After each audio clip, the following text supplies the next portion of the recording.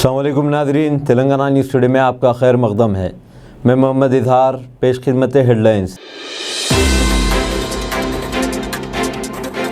मुल्क भर में कल बड़े पैमाने पर 77वीं यौम आज़ादी मनाने के लिए तैयारियां की जा रही हैं। सदर जमहूरिया द्रौपदी मुर्मू यौम आज़ादी से कबल आज कौम से खिताब करेंगी।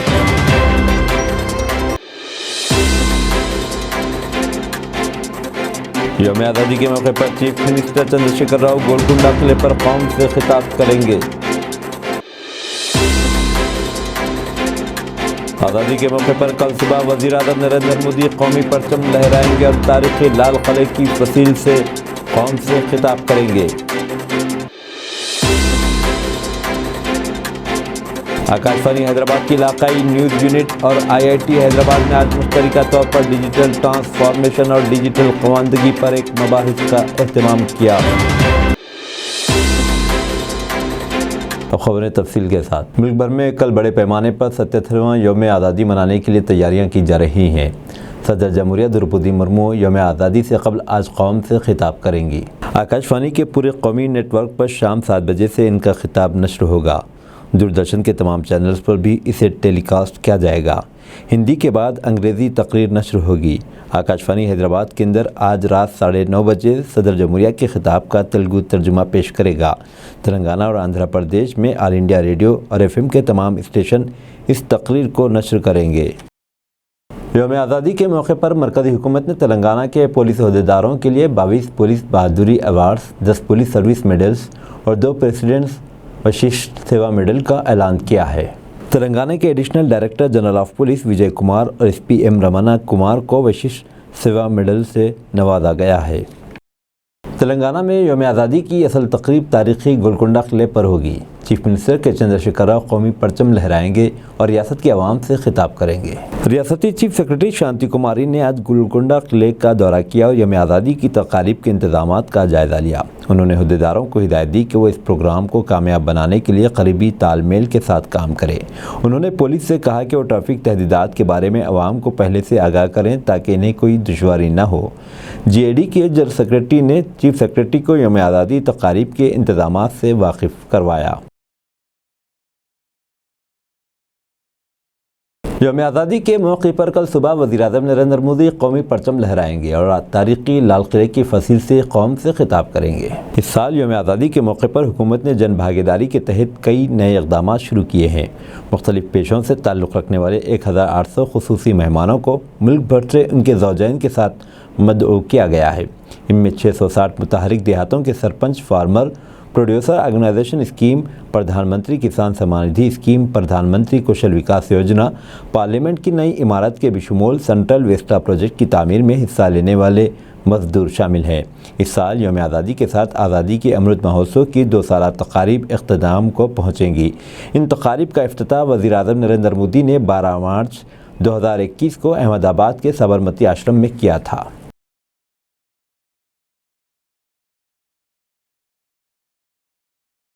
तेलंगाना की हुक्मरान BRS ने BJP के 100 झूठ के उन्वान से एक खुसूसी किताबचा और CD जारी की है। वज़ीर सनत और BRS के कारगुजार सदर KT रामाराव ने आज CD और किताबचे की रस्म अजरा प्रगति भवन में अंजाम दी। BJP के 100 झूठ एक सीरीज़ है जो BRS की सोशल मीडिया शाख ने चलाई है ताकि आवाम को बताया जा सके कि BJP ने किस तरह तेलंगाना और मुल्क के आवाम से किए गए वादों को पूरा नहीं किया। गोलकुंडा किले के रानी महल लॉन्स पर यौम आज़ादी की तकारीब के पेश नज़र कल सुबह 7 बजे से 12 बजे तक ट्रैफिक तहदीदात आयद रहेंगी। शाम को राजभवन में यौम आज़ादी के मौके पर मुनाकिद किए जाने वाले प्रोग्राम एट होम के पेश नज़र राजभवन रोड पर शाम 4 बजे से रात 8 बजे तक ट्रैफिक पाबंदियाँ आयद रहेंगी। भारत आज तक़सीम के होलनाक वाक़यात की याद मना रहा है। 1947 में तक़सीम के दौरान की गई जद्दोजहद और कुर्बानियों को याद किया जा रहा है। वज़ीर आज़म नरेंद्र मोदी ने ऐलान किया है कि 14 अगस्त को तक़सीम के होलनाक वाक़यात की याद का दिन मनाया जाएगा। आज इन लोगों को याद किया जा रहा है जिन्होंने तक़सीम के दौरान अपनी जानें गंवाई थी। वज़ीर आज़म ने कहा कि आज का दिन हमें ये याद दिलाता है कि समाजी तफरीक़ और इंतशार के जहर को दूर करने की ज़रूरत है। ये दिन भी ये याद दिलाता है कि इत्तेहाद, समाजी हम आहंगी और शहरियों को बाख्तियार बनाने के जज्बे को मुस्तहकम करने की ज़रूरत है। आकाशवाणी हैदराबाद की इलाकाई यूनिट ने आज IIT हैदराबाद में भारत की G20 सदारत पर एक मुबाहिस का एहतमाम किया। डिजिटल ट्रांसफॉर्मेशन और डिजिटल लिटरेसी पर इस मबाहिस का इनेकाद अमल में आया। IIT हैदराबाद के डायरेक्टर BS मूर्ति ने कहा कि तालीमी इदारों और सनअत को एक साथ फ़रोग़ के लिए मिलजुल कर काम करना चाहिए। उन्होंने अपने इफ्तिताई खिताब में कहा कि भारत में कई तब्दीलियाँ आई हैं, खुसूसन तालीम के मैदान में कई तब्दीलियाँ लाई गई। उन्होंने कहा कि IIT हैदराबाद में सनअती इदारों में काम करने वालों के लिए 4 साल का MTech कोर्स शुरू किया है। इन अफराद के लिए तहक़ीक़ी मौक़े भी फ़राहम किए जा रहे हैं ताकि वो अपने काम के साथ तालीम भी हासिल कर सके। प्रोफेसर मूर्ति ने कहा कि मुल्क ने कई शोबों में तेज़ी के साथ तरक्की की है। कोविड की वबा के बाद तालीमी मैदान में बड़ी तब्दीलियाँ आई हैं। कोविड के बाद IIT हैदराबाद ने 15 कोर्सेस शुरू किए। ये इदारा इल्म के हुसूल में दिलचस्पी रखने वालों की तरफ पेशकदमी कर रहा है। उन्होंने कहा कि ये इदारा कोर्स की तकमील के लिए काफ़ी वक्त दे रहा है। तमाम क्लासेस को हाइब्रिड अंदाज में चलाया जा रहा है ताकि सब इल्म हासिल कर सकें। आने वाले दिनों में हर इदारा इसी पॉलिसी को इख्तियार करेगा और भारत विश्व गुरु बन जाएगा। RNU के सरबराह MS महेश ने इस मौके पर भारत की G20 सदारत की अहमियत पर रोशनी डाली। मबाहिस में प्रोफेसर किरण के कोची, डॉक्टर मधुरिका खंडेलवाल और CS शर्मा ने हिस्सा लिया। इस मौके पर कई तलबा ने डिजिटल ट्रांसफॉर्मेशन के सिलसिले में मुनाकिदा मुकाबलों में शिरकत की। बीवी के कत्ल के चंद घंटों बाद शौहर ने फांसी ले ली। तेलंगाना के करीमनगर में अफसोसनाक वाक़या। तेलंगाना के करीमनगर शहर में पेश आए एक अफसोसनाक वाक़े में बीवी का कत्ल करने के बाद शौहर ने फांसी ले ली। इस इमारत में रहने वाले वालिदैन को इसकी इत्तला तक नहीं। मकामी अफराद के मुताबिक करीमनगर के मार्कंडेय कॉलोनी में रहने वाले 50 साला प्रवीण ने हफ्ते की रात अपनी बीवी का कत्ल कर दिया और इसने इतवार को फांसी ले ली। पुलिस ने कहा कि प्रवीण ने अपनी बीवी 42 साला लावनिया पर सीमेंट की ईंट से हमला कर दिया। बदअज़ा इसने अपने मकान में फांसी लेकर ख़ुदकुशी कर ली। इस जोड़े को एक बेटी है जो स्कूल के हॉस्टल में मुकीम है। लावनिया ने हफ्ते की शब अपनी बेटी से फ़ोन पर बात की। इतवार को प्रवीण हॉस्टल गया जहां इसने अपनी बेटी से मुलाकात की और वापस आकर फांसी ले ली। पुलिस ने कहा कि इनके वालिदैन इसी मकान में ऊपरी मंजिल पर मुकीम है, ताहम इन अमवात से वह बाखबर नहीं थे। बहुजन समाज पार्टी की जानिब से पीर की रोज़ एक मीडिया कॉन्फ्रेंस की गई। इस मौके पर खिताब करते हुए सदर BSP doctor RS Praveen Kumar ने BRS पार्टी को शदीद तनकीद का निशाना बनाया। इस मौके पर उन्होंने कहा कि BRS हुकूमत, वज़ीर दाखिला महमूद अली और तेलंगाना पुलिस पुराने शहर और तेलंगाना में ड्रग्स और कत्ल के कल्चर को ख़त्म करने में नाकाम रही। इस मौके पर BSP सदर प्रवीण कुमार के साथ मौलाना खैरुद्दीन सूफ़ी, अबरार हुसैन आज़ाद, मौलाना शफ़ी मसूदी, अरशद हुसैन, डॉक्टर वेंकटेश चौहान और अरुणा मोहम्मद मुजाहिद व दूसरे मौजूद थे। ये तेलंगाना के रियासत में है कोई होम मिनिस्टर है तो क्या उसका हुकूमत चल रही है यहाँ पे? क्या होम मिनिस्टर साहब को ग्राउंड लेवल में जितने भी पुलिस ऑफिसर्स है उसके ऊपर काबू है? क्या हुक्म दिया होम मिनिस्टर साहब ने? क्या एक आदमी, एक मामूली सी आदमी, सोशल एक्टिविस्ट जो लोगों के लिए काम करता था, लोगों के जितने भी प्रॉब्लम्स है वो सॉल्व कर रहा था, उसका हिफाजत करने का अगर ये नहीं है तो होम मिनिस्टर साहब वो पद पे क्यों रहना? होम मिनिस्टर साहब तो क्यों होम मिनिस्टर साहब ने पुलिस वालों को ये हुक्म नहीं दिया कि इसका जान बचाना? क्यों जान बचाने का हुक्म नहीं दिया? क्यों इसको प्रोटेक्शन नहीं दिया? और ये क्लियरली कहा कि किससे इसको खतरा है, उसका नाम भी बताया और कब कब क्या हो सकता, पूरा डिटेल पूरा वो टेलीफोन में होम मिनिस्टर को बताया। अब होम मिनिस्टर के ऊपर कोई चीफ मिनिस्टर है। मैं आज तेलंगाना के चीफ मिनिस्टर को बता रहा हूँ कि आपका होम मिनिस्टर काम कर रहे कि नहीं, कभी आप रिव्यू किया?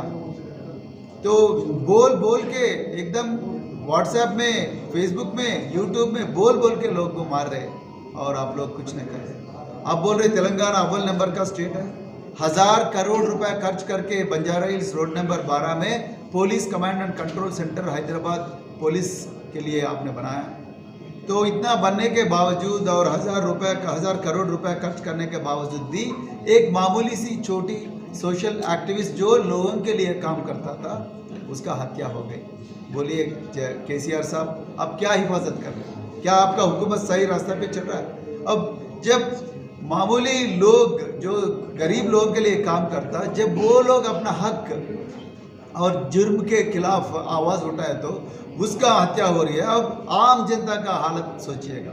आप तो 200 पुलिसों के मतलब बंदोबस्त में आप रह रहे अपना प्रगति भवन में, और अपना होम मिनिस्टर साहब minister residential complex Padma temple के पास रोड नंबर 10 पे वो अपना महल में रह रहे। तो गरीब लोगों का हालत बरकस में बर्खास्त हो रहे हैं। तो इसीलिए मैं ये डिमांड कर रहा हूँ तेलंगाना सरकार को, अर्जेंट जल्द से जल्द होम मिनिस्टर साहब को अपना पद से निकलना चाहिए।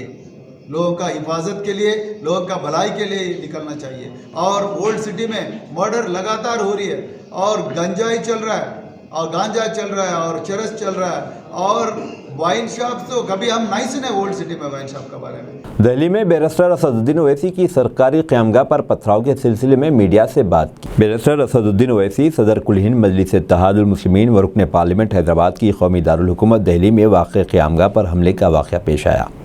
सदर मजलिस की रिहाइशगाह वाक़ अशोका रोड के दरवाजे शीशे टूटे हुए पाए गए। असदुद्दीन ओवैसी करते हुए कहा, एक तरफ मुसलमानों के घरों पर बुलडोज़र चलाया जा रहा है और दूसरी तरफ एक MP के घर पर पत्थर बरसाए जा रहे हैं। मैं 4 बार MP रहा हूं और हर चंद दिन मेरे पत्थर मेरे घर पर फेंके जाते हैं। मुल्क पर इसका असर अच्छा नहीं होगा। उन्होंने मज़ीद कहा कि अगर BJP के किसी बड़े लीडर के साथ भी ऐसा ही वाक़या हुआ होता तो हम उसका रद्द-ए-अमल भी देखते। इस वाक़े की एक वीडियो सोशल मीडिया पर शेयर की गई जिसमें दिल्ली में असदुद्दीन ओवैसी की रिहाइशगाह की खिड़कियों के टूटे हुए शीशे दिखाई दे रहे हैं। अभी तक ये मालूम नहीं हो सका है कि इस वाक़े में कौन लोग मुलविस थे, ताहम पुलिस ने इस सिलसिले में तहक़ीक़ात शुरू कर दी है। वाज़ेह रहे कि माह फरवरी में कौमी दारुल हुकूमत में वाक़ सदर मजलिस की रिहाइशगाह पर नामालूम शरपसंदों ने हमला किया था। साल 2014 के बाद से इस तरह का ये चौथा वाक़या है। पुलिस अहदेदारों ने कहा कि पुलिस मामले की तहक़ीक़ात कर रही है। वाक़े के बाद पुलिस को वहां तैनात कर दिया गया है। पुलिस इस पूरे मामले की तहक़ीक़ात की जा रही है। मेरे को एक SMS के ज़रिए किसी ने धमकी दी थी, तो मैंने 5 दिन पहले कंसर्न इंस्पेक्टर को लेटर लिखकर ये बताया, वो टेलीफोन नंबर भी दिया और वो जो मैसेज आया वो भी दिया। वो मेरे से आके पूछते कि सर आप लेटर लिख कर दीजिए कि आपका जो CDR है हम निकालें। मतलब CDR को निकालेंगे, मेरा राइट टू प्राइवेसी का इशू है। मैं आपको दे रहा हूँ कि इस नंबर पर आया है, मैं आपको फ़ोटो दे रहा हूँ, मैसेज क्या दे रहा हूँ, देखिए उस पर एक्शन लीजिए। मैं जो कह रहा हूँ ना कि BJP के 9 साल में एक इनसिक्योरिटी का माहौल इन्होंने पैदा किया है। मेरे को एक SMS के ज़रिए किसी ने धमकी दी थी, तो मैंने 5 दिन पहले कंसर्न इंस्पेक्टर को लेटर लिखकर ये बताया, वो टेलीफोन नंबर भी दिया और वो जो मैसेज आया वो भी दिया। वो मेरे से आके पूछते कि सर आप लेटर लिख कर दीजिए कि आपका जो CDR है हम निकालें। मतलब CDR को निकालेंगे, मेरा राइट टू प्राइवेसी का इशू है। मैं आपको दे रहा हूँ कि इस नंबर पर आया है, मैं आपको फ़ोटो दे रहा हूँ, मैसेज क्या दे रहा हूँ, देखिए उस पर एक्शन लीजिए। मैं जो कह रहा हूँ ना कि BJP के 9 साल में एक इनसिक्योरिटी का माहौल इन्होंने पैदा किया है।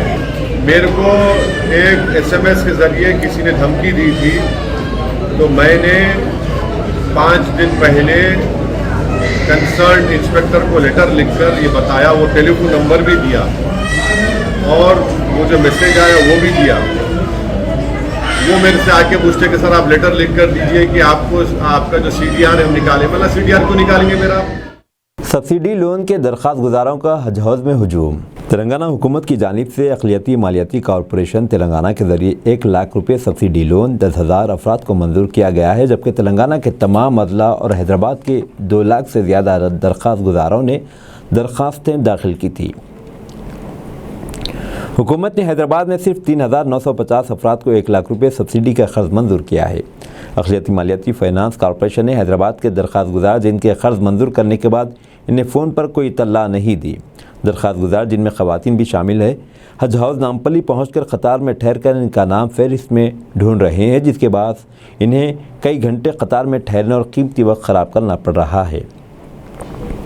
उन्होंने सदरनशीन तेलंगाना अक़लियती मालियाती कॉरपोरेशन मोहम्मद इम्तियाज़ इसाक़ से मुतालबा किया कि वो अफराद जिनको 1 लाख रुपये सब्सिडी का लोन मंजूर किया गया, इन्हें फ़ोन के ज़रिए इत्तला दें या हज हाउस के बाबू दाखिले पर बड़ा बोर्ड लगाकर जिसके लोन मंजूर किए गए इनके नाम की फहरिस्त लगाएँ।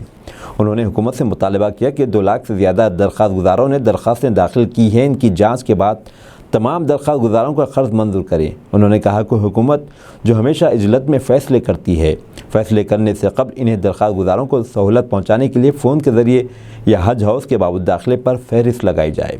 सदर नशीन तेलंगाना अक़लियती मालियाती कॉरपोरेशन मोहम्मद इम्तियाज़ इस्तेहक़ के ऐलान के बाद कर्ज हासिल करने वाले दरख्वास्त गुजारों को 2 दिनों से हज हाउस को आना पड़ रहा है।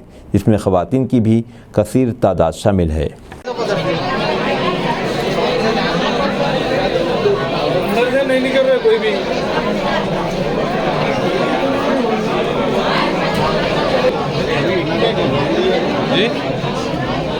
खातून ने घर में दाखिल होने वाले चोर का दिलेरी से क्या मुकाबला। तेलंगाना के वेमुलवाड़ा टाउन में पेश आए वाक़े का वीडियो वायरल। तेलंगाना के वेमुलवाड़ा टाउन में खातून ने इंतहाई दिलेरी का मुजाहरा करते हुए घर में दाखिल होकर उसके गले से चैन छीनने की कोशिश करने वाले चोर का मुकाबला किया, जिसके नतीजे में चोर वहां से भाग गया।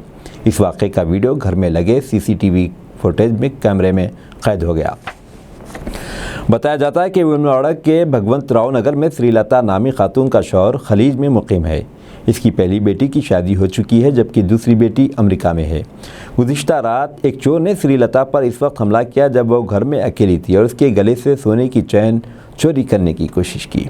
जैसे ही चोर घर में दाखिल होकर खातून के गले से सोने की चैन छीनने की कोशिश की, श्रीलता ने मज़ाहमत की और चीखते हुए इससे मुकाबला किया, जिस पर चोर वहां से भाग गया।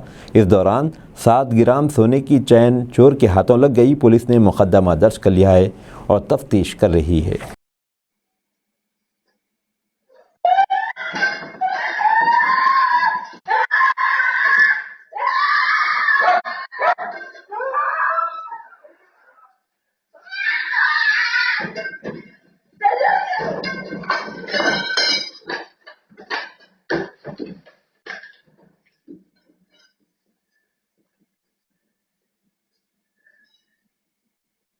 मेडिकल शॉप जाने वाला शख्स हार्ट अटैक से फौत। हैदराबाद में दूसरा वाक़या। मेडिकल शॉप जाने वाला शख्स हार्ट अटैक से फौत हो गया। ये वाक़या हैदराबाद में आज पेश आया। 35 साला श्रीनिवास, जो कि बदवेल राजेंद्र नगर का रहने वाला बताया गया है, इसका आबाई मकाम चेवल्ला है। आज सुबह उसके सीने में शदीद दर्द हुआ। अरकान ख़ानदान ने इसे मकामी डॉक्टर के पास ले गए।